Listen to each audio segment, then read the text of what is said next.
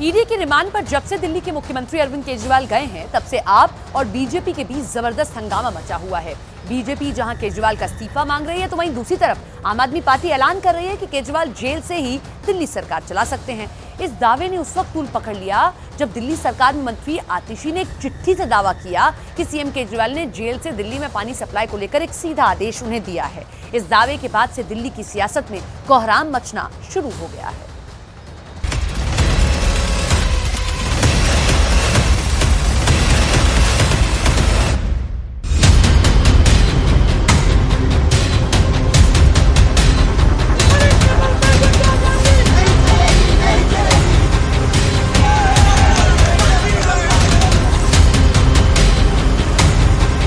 आपका भाई, आपका बेटा लोहे का बना है।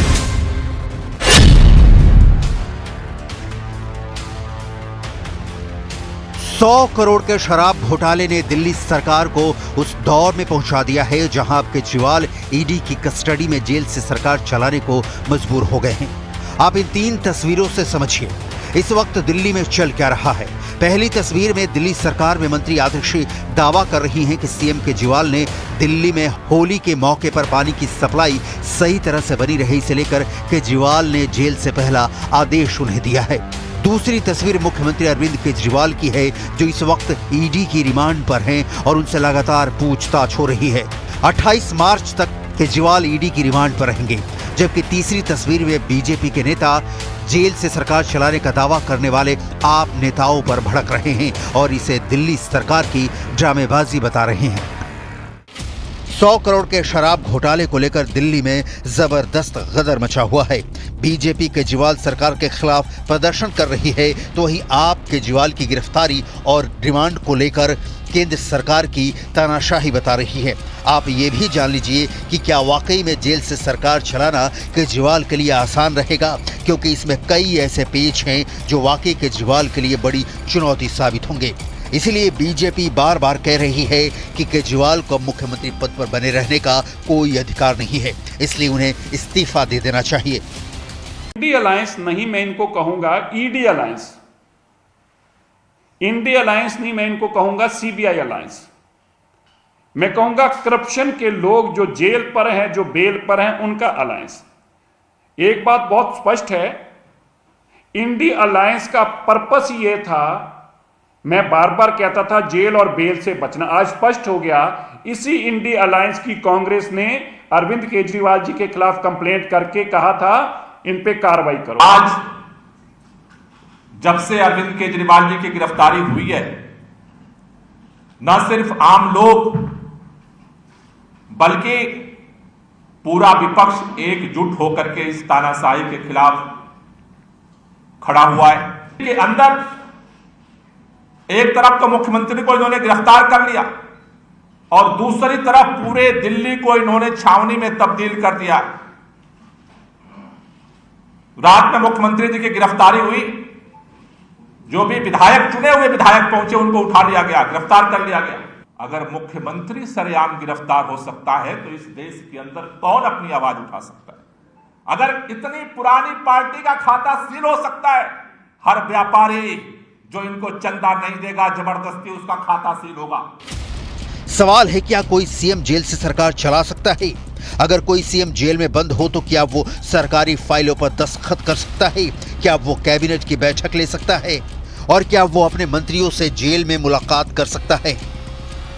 शर्मनाक कृत्य करके जो जेल गया है, वो जेल से सरकार चला रहा है।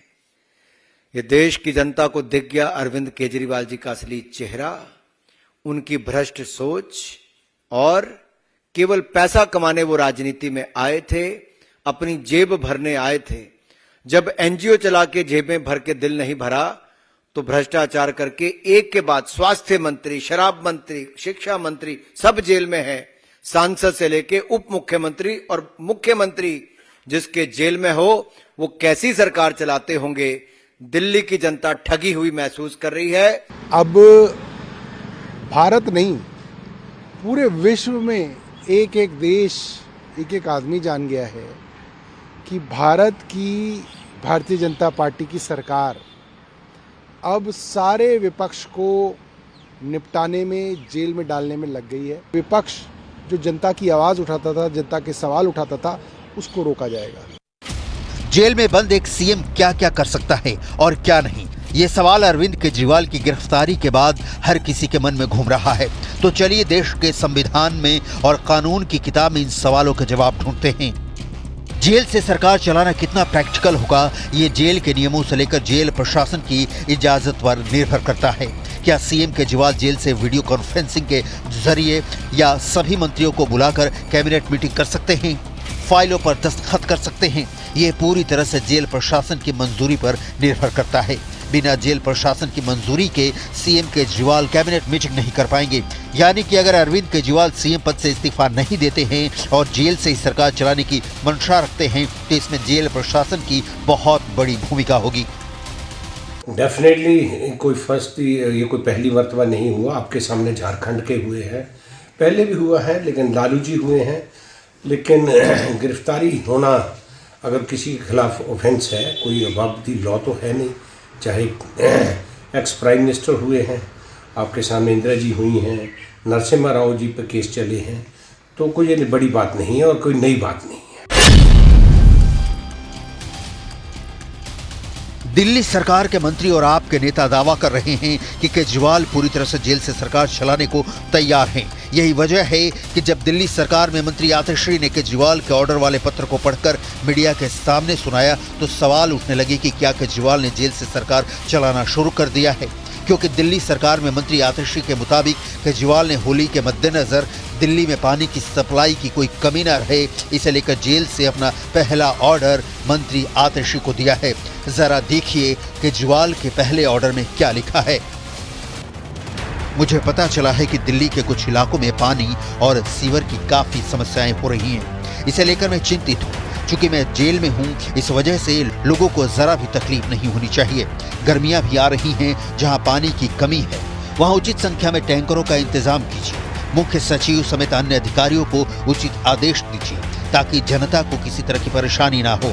जनता की समस्याओं का तुरंत और समुचित समाधान होना चाहिए।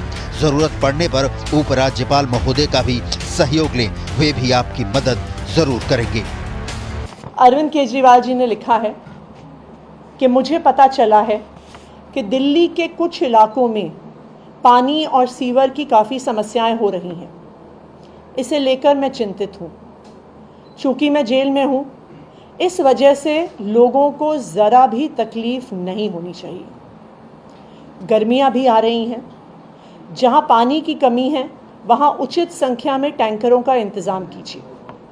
मुख्य सचिव समेत अन्य अधिकारियों को उचित आदेश दीजिए ताकि जनता को किसी तरह की परेशानी ना हो। जनता की समस्याओं का तुरंत और समुचित समाधान होना चाहिए। ज़रूरत पड़ने पर उपराज्यपाल महोदय का भी सहयोग लें। दिल्ली के मुख्यमंत्री के दफ्तर को इल्लीगल तरीके से ऑपरेट किया जा रहा है।